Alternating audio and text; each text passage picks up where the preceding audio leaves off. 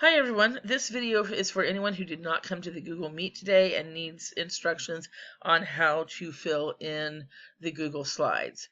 So I'm just going to kind of go through the same information I did in the Meet, and I hope next time you just come along and join us. So if you will recall, we've started lessons over the missions and presidios in Texas. The Spanish started as a result of the French coming to East Texas.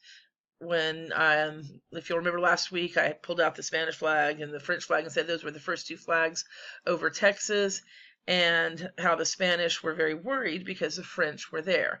So as a result, the Spanish came up with this idea of going ahead and trying to settle in Texas, and they used a system that had worked for them in Mexico, which was to build missions and presidios, which would then turn into settlements. So what we're going to do today is look at some specific missions, when they were started, where they were located, who started them, and then we will look at activities that went on in the missions. You're going to do that by filling in a Google slide presentation, but you are not creating the whole presentation. In fact, it is created for you. There is a copy in your classroom. You simply have to fill in the information that goes in each of these boxes. And you're probably going, but I don't know the information that goes into each of these boxes. Well, that's where your textbook comes in. So I'm going to come back over here, and I'm going to open up the textbook. Now, remember, it's My HRW. Click on that in your apps. By now, you should have been into your textbook because you needed to look at several things about the Native Americans there. Once it opens up, you would then come here to the yellow button, which is Student Edition. Click on that.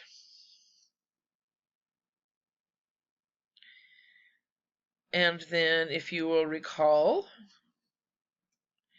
you can type in the page number you want to go to. The first page of the chapter is 110, so I'm going to go ahead and type in 110, hit enter, and that will take me to the beginning of the chapter. And so there's the timeline that's in our book that gives different information. The red, of course, is Texas. The blue is the other parts of the world, including the United States. And then there's some pictures that go here. This is a picture of Mission San Juan. And just other things that go along with Spanish colonial period.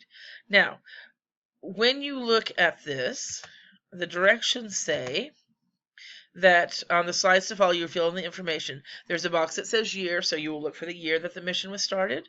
You will look for the founder. Founder means the person who started it. In this case, the word found does not mean like it was lost. Found means to begin in this context. Then you will go to, it's not the last page actually, it's there's a page of pictures that come after the slides about the missions, and you'll make a copy of that picture and paste it into the box, but I will show you what I'm talking about on that. In the box marked location, you put a brief description of the location, so it could just be that it says it's along the San Antonio River, or that it's in Central Texas, or something along those lines. The information is in the reading, but there's also a map on page 121 of your book. In the box marked problems, describe some of the problems. Now, you do not have that box on every one of the slides simply because some of the missions didn't have problems for you to describe. I went ahead and told you what Native American groups were kind of affected by the missions being built there, because in a lot of cases it was not very clearly stated. So if something was not clearly stated, I went ahead and put it into the notes for you. All right, so first thing you'll do, click over here. Mission San Francisco de las Tejas, pages 118 and 119. So you'll go back to your history book, type in page 118.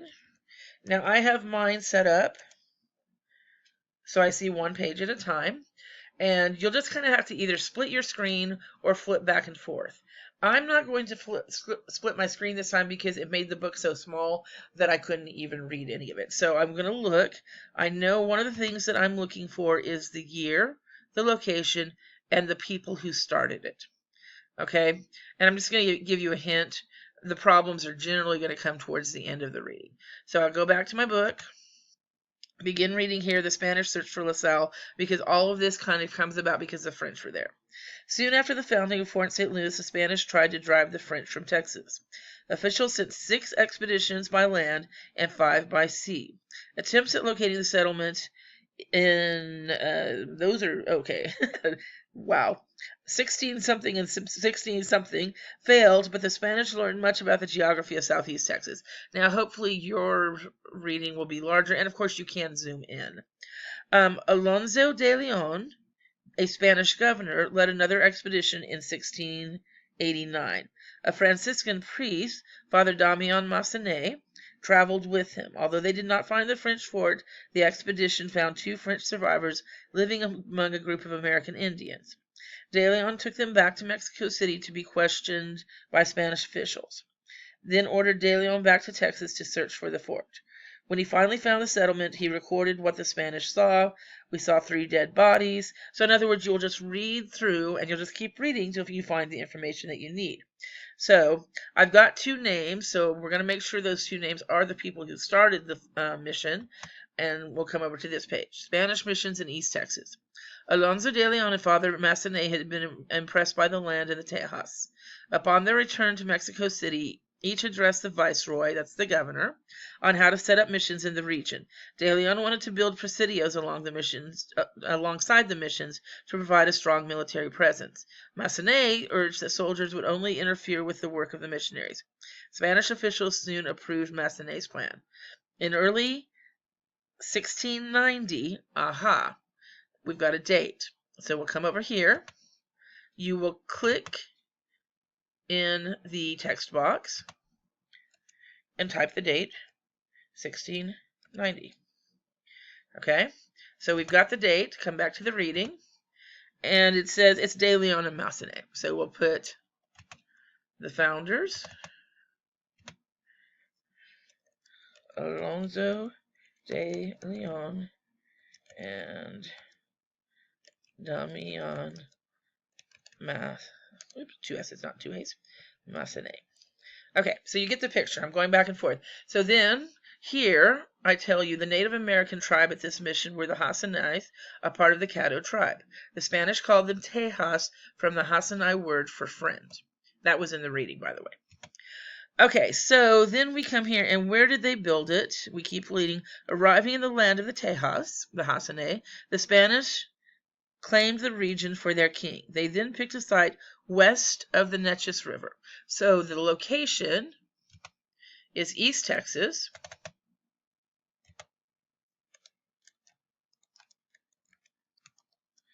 West of the Neches. And if you don't have room to put river, you can just leave it. Or you could put Rio because it's shorter. Okay, so then you would continue reading. And as you read in here, you will find many problems to fill in that box. So you think, I'm done with that slide, except remember, I want you to put the pictures.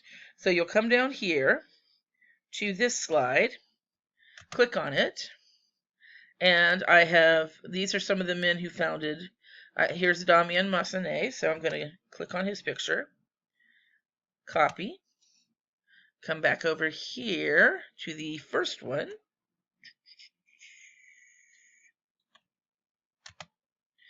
and put it in this box. Now, when you paste, there's a good chance it'll be too large, or maybe not, but you want to drag it into the box of people. And because you do have 2, you want to get a smaller one. So there's Father Massenet. And then we come back here.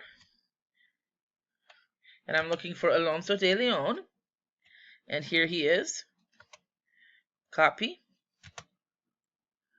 And back to the slide. Paste. And again, you're going to want to drag it up here. And if you need to resize it, go ahead and resize it. Okay, so then you would read about the problems, talk about the problems, and then move on down here to Mission San Antonio de Valero. And then San Antonio de Bejar is actually the Presidio. So in some cases, we have the mission. In some cases, we have the Presidio. Then Mission San Jose y San Miguel de Aguayo. Mission and Presidio La Bahia. It's a much longer name, but it goes by La Bahia. Mission San Saba. Here's the pictures. And then here is a picture of life in a Spanish mission. And you will use this picture and these pages to then tell me at least 4 activities that took place inside missions. It could be activities done by the Spanish, by the priests, by the soldiers, or by the Native Americans who were there. And you can add more than 4 if you want. And then finally on this slide, I tell you a little bit more about the San Antonio missions, because 2 of the missions in our earlier slides are Mission San Antonio de Valero and Mission San Jose. Those are 2 out of the 5 missions in San Antonio that make up San Antonio Missions National Historical Park. But they are more than just a historical park in the United States. They are considered a World Heritage Site, which means they are considered extremely important to world history as well. So I have a link here that I'm going to want you to click on, and it should take you to something that you can click on, and it will take you to the UNESCO page about the San Antonio missions, and you are to read. There's a little paragraph there. There's also some maps you can click on and look at, and then come back and answer this question: what year were the San Antonio missions added as a World Heritage Site? And I got to tell you, I was in San Antonio at the time, going through the missions, and it was really cool when they announced it, because it was pretty special. And then here are some photographs that I took when I was in the missions.